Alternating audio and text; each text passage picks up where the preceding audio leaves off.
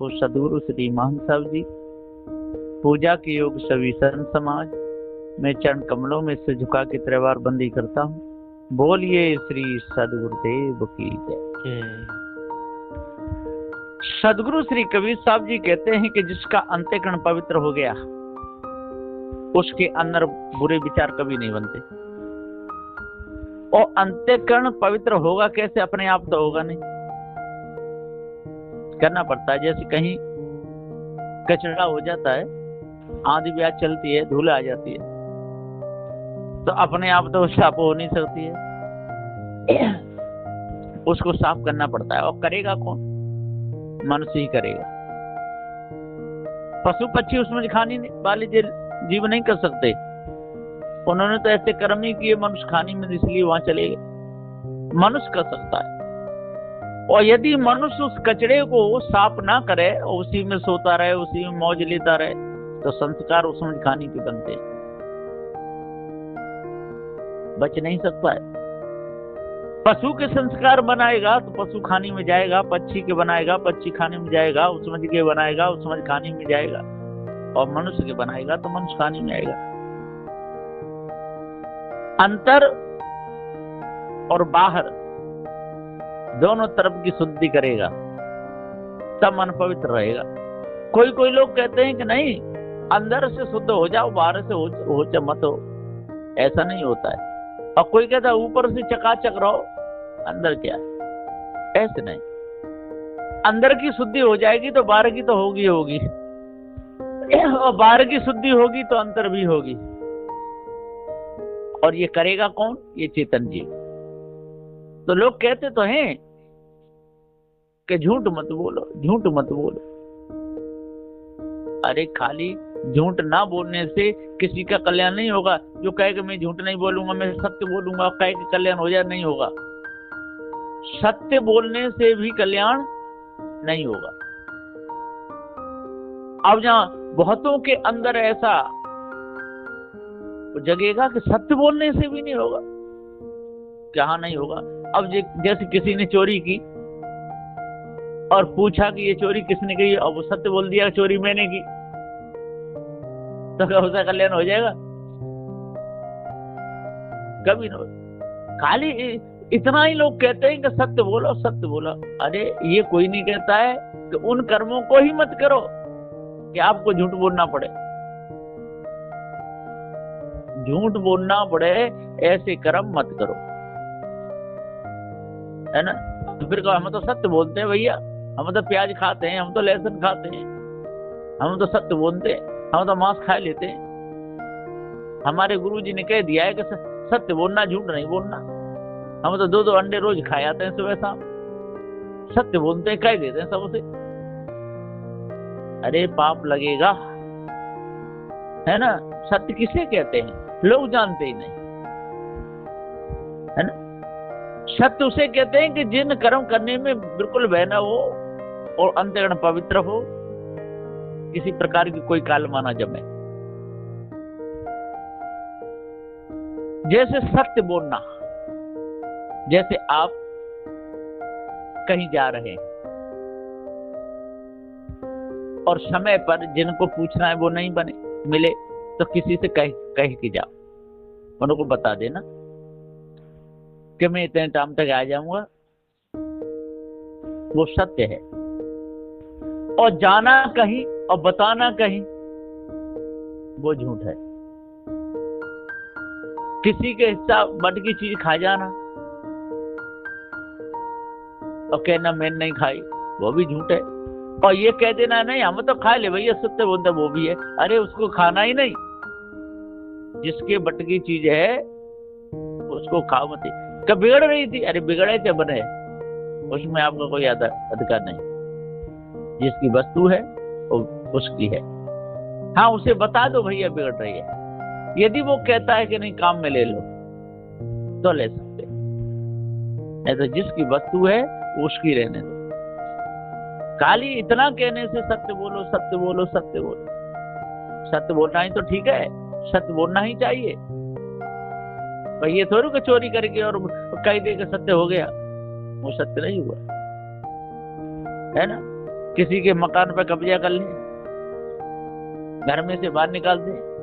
अगर हम तो सत्य बोलते हैं, हम तो कब्जा करा है खुले आप, घर से बाहर निकाल दिया। सत्य बोलते, झूठ बोलते ही नहीं। गुरु जी ने इतना ही कहा कि सत्य बोलना है। माता पिता को घर में से निकाल दो, बड़े बूढ़े माता पिता, उन्हें निकाल दो घर में, डंडा लेके भगाओ, जब आना ही नहीं। अब कोई कहे आपने अपने माता पिता निकाल दिए घर में से, हम तो सत्य बोलते हैं भैया, हम तो निकाल दिए। वो नहीं, सत्य अविनाशी चेतन जीव है, जीव को ही सत्य बताओ, यही सत्य है। अजर अमर अखंड नित्य स्वयं स्वरूप है। और चारों तत्व भी सत्य हैं, पृथ्वी जल वायु अग्नि, ये भी अनादि है। और ईश्वर परमात्मा की कसम खाना या ईश्वर के गुण गाना या माला फेरना, ये झूठ है। तो कहा हम तो सत्य बोलते हैं, ईश्वर का भजन करते हैं। ईश्वर ही सत्य नहीं है तो तुम सत्य कैसे बोलेगा? ईश्वर हो और तब कहे तो सत्य है, ईश्वर तो है ही नहीं और तू ईश्वर के गुण गाता है कि हम तो सत्य बोलते हैं। वो सत्य भी झूठ से ही ऊपर है। बोल तो दिया कि हम ईश्वर का भजन करते हैं और ईश्वर है नहीं, बोला तो सत्य, क्योंकि रोज भजन करता ही है, माला फेरता है और ईश्वर का नाम लेता है। अब उसको क्या करता है? भैया हम तो सत्य बोलते हैं, ईश्वर का भजन करते हैं। अरे सत्य तो बोला और ईश्वर का भजन भी किया, पर जिसका भजन किया वो तो है ही नहीं है? तो समय बेकार चला गया। सत्य बोलना, क्या सत्य बोलना और कैसे बोलना तब सत्य होगा, लोगों को ये पता ही नहीं है ना? कभी भी किसी का बुरा सोचना ही नहीं, उसे कहने की जरूरत ही नहीं कि हम सत्य बोलते, कि हम झूठ बोलते। झूठ और शांत से जो ऊपर उठ जाए, और जो सत्य और झूठ से ऊपर उठ गया तो वो कौन है? जो सत्य बोलता था उससे और झूठ बोलता था उससे जो ऊपर उठ गया वो कौन है? वो सत्य चेतन जीव है, वो है अजर अमर अखंड। तो कौन है? वो तू स्वयं है, तेरे ऊपर और कोई दूसरा है नहीं। लेकिन इतने गुरु संसार में डोल रहे, ये ऐसा कोई नहीं कहता है कि भैया ऐसे कर्म मत करो, इन कर्मों के द्वारा अंतःकरण गंदा हो, और ऐसे कर्म मत करो जिन कर्मों से आपको और झूठ बोलना पड़े, है ना? अब झूठ होगा ही। यदि वो कहता है कि हमने चोरी करी है तब भी झूठ है, और ये कहता है नहीं करी तब भी झूठ है? ये कहता है मैंने चोरी करी है तब भी वो झूठ ही है, क्यों करी? और ये कहता है मैंने चोरी नहीं करी तो पकड़ा गया तब भी गया, है ना? यदि कहेगा मैंने चोरी करी है तो जेल जाएगा, और ये कहेगा मैंने नहीं करी तो छिपाना हुआ तो कभी न कभी पकड़ा जाएगा। छिपाएगा तब भी कभी न कभी तो पकड़ा जाएगा, और नहीं छिपाएगा तुरंत पकड़ा जाएगा। और लोग कहे बड़ा भला आदमी है, देखो मैंने चोरी करी पर बता दिया भैया, वो भी ऐसे कहना वाला भी मक्कार है, क्योंकि चोरी तो करी पर भैया भाई दंड मंद, क्योंकि सत्य बोला हो कि मैंने करते। हाँ, झूठ तो नहीं बोलो विचारो। अब ऐसे उसको कि सत्य बोल रहा है, चोरी तो करी, क्या उसकी चोरी करने की प्रवृत्ति कभी खत्म होगी? कभी नहीं। इसलिए जो दंड विधान बनाया है वो ठीक बनाया है। चोरी करने वाले को जो दंड बनाया है, विधान है, किसी भी देश का हो, किसी प्रकार से, यदि सही है तो वो ठीक है। लेकिन किसी देश में तो ऐसा विधान है कि कोई लड़की सामने से आ रही है और इधर से कोई लड़का जा रहा है, उधर को घूर के देख भी लिया तो कहते हैं कि देखने से उसकी एक आंख निकलवा देते, यदि हाथ भी कर दिया तो हाथ कटवा देते। ये विधान गलत है। अरे बा ने देखा किस भाव से देखा, हाथ किया किस भाव से किया, वह नहीं। हाँ, उसको छेड़े, उसको पकड़े या उससे कुछ कहे तो यदि दंड देते हैं तो अपन देश के हिसाब से देते हो। कानून है वहां का ऐसा, है ना? भारत का कानून अलग है, अमेरिका है और जापान है, जितने देश हैं उन सब के अलग अलग है। तो अपराध जिसने किया उसको दंड दिया है तो वो देश के अनुकूल है, और बिना अपराध के दंड दे दिया, वो गलत है। तो संसार में ये देखने आ रहा है कि जो अपराध कर रहे हैं उनको कोई दंड नहीं, और जो अपराध नहीं कर रहे हैं उनको दंड देते हैं, और कहते हैं हम तो सत्य बोलते हैं।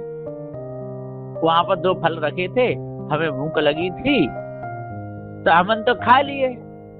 हाँ, हम सत्य बोलते हैं, झूठ बोलते ही नहीं। अरे खाए तो क्यों खाए, तेने रखे नहीं, तेरे हिस्सा के नहीं, दूसरे के रखे थे, या उनको पूछ लेता। पूछ लेने में कोई दोष नहीं है, भैया हमको भूख लगी है तो जलपान हो तो दे दो, उठा करके खा लेना, बिना कहे खा लेना, किसी की वस्तु को बिना पूछे छेड़ देना, ये बिल्कुल गलत है, ये अपराध है। उनको कह दो भैया हमको भूख लगी, और खाए के तब कहे कि हमने खाए ले, दोस्त बन गया। अच्छे का नहीं, पहले पूछता और फिर वो कह देते, या कुछ और तेरे को ला के देते, या कह देते दूसरे के हिस्सा के भैया हम उनको नहीं दे सकते, या वो कहते नहीं आप खा लो हम उनको दूसरे दे देंगे, या तेने खाए भी लिए तो फिर वहां ला के तैसे तैसे रख। जैसे उस समय उस वस्तु को लाने का समय नहीं है और तेने खाए भी लिया तो ला करके वहां पर उस वस्तु को देना, ला के देखो भैया हमको पता नहीं था, भूख लगी थी, आपके थे, फिर हमने खा लिया, अब दुकान खुल गई, वहां से ला करके जे फल आपके तैसे तैसे ही रखे। पहले बताया नहीं, किसी से कहा नहीं, ला के रखा नहीं, पता भी चलने नहीं दिया। जब सभा में आवाज लगाई और तब कहता है कि देखो भाई हम तो सत्य बोलते हैं, वो फल हमने खाए। क्यों खाए और किसको पूछ के खाए, तेरा क्या अधिकार था? तब उनकी दोष जो प्रवृत्ति है वो खत्म होती है। लेकिन ऐसा संसार में है ही नहीं, है ना? शराब पीते हैं और फिर कहो आप शराब पीते हो क्या,